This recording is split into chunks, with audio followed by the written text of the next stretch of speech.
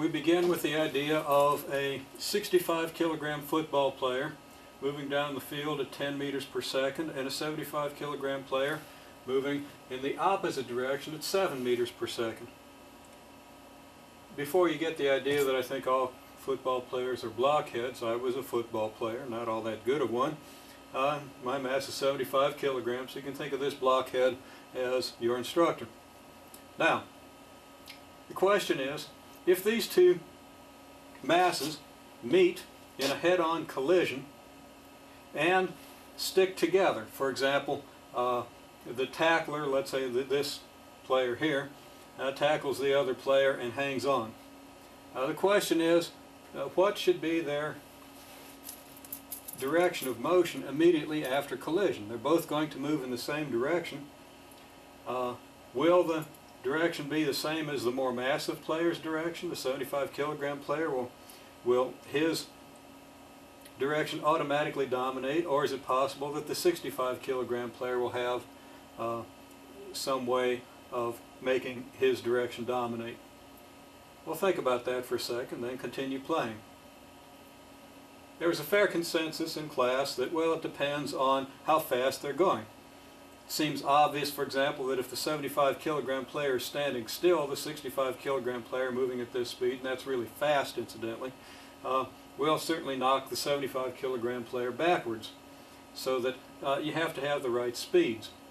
And after some discussion, people didn't really want to say how they thought that you would put the masses and the speeds together to determine the effectiveness in a collision, to determine which direction we would go in. But then I said, well, wouldn't we simply maybe think of multiplying the mass times the velocity? And they said, yeah, we would, except that seemed too simple, so we didn't want to say it. Well, that's the case. It turns out, upon analyzing the impulse momentum theorem and what it says, and what it says is that these two masses will exert equal and opposite forces on one another. The fact that we exert equal and opposite forces tells us how we can calculate the relative momentum changes, and it turns out that this definition of the momentum equals mass times velocity, has the property that if you add up all the momentum of all the particles in a collision, all the objects in a collision, they will all add up to the same thing before collision as they do immediately after collision. So from immediately before to immediately after, there's no net change in the momentum. And this allows us to set up the problem as follows. Okay, incidentally, we use P for momentum because M is already taken up by things like mass and meters, and P is kind of the next available letter in the alphabet. We wouldn't want to use Q, and O looks like a 0, so it looks like P might be next. I don't know if that's the real historical reason why P seems to be the consensus choice for the symbol for momentum, but it's as good an explanation as any. If I ever find out the true explanation, I'll try to let you know.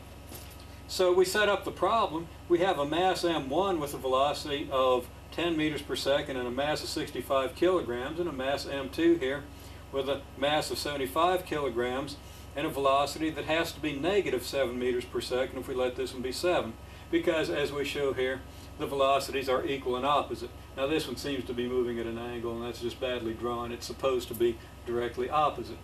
So we can immediately calculate the momentum of both objects, multiply the mass by the velocity for this one, and then multiply the mass times the velocity for this one, and we end up with these momenta. And we see that the first momentum is greater in magnitude than the second, and this tells us that maybe the first one is going to dominate, and in this collision the second player, the more massive player, will go backwards due to the greater velocity of the first player.